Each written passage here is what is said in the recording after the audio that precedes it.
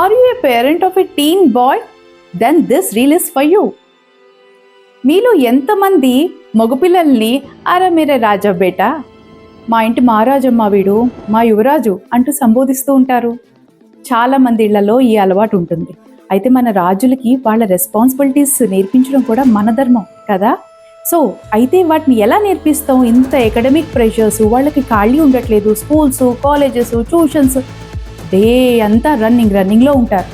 వాటికి ఏం అవసరం లేదండి. జస్ట్ వారంలో 1 నుంచి 2 గంటలు అమ్మతోనూ నాన్నతోనూ గడిపితే చాలు. ఈ గడపడం సినిమాలకో, షికార్లకో, రెస్టారెంట్లకో వెళ్తూ కాదు, కేవలం మీరు చేసే పనుల్లో వాళ్ళని భాగస్వామ్యం చేయడం.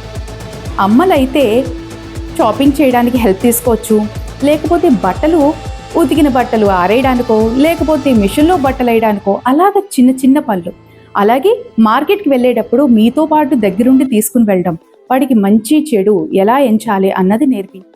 అలాగే తండ్రితో అయితే బేసిక్ థింగ్స్ ఈ రోజుల్లో చాలామంది మర్చిపోతున్నది, ఫస్ట్ వాళ్ళ షూస్ వాళ్ళు పాలిష్ చేసుకోవడం.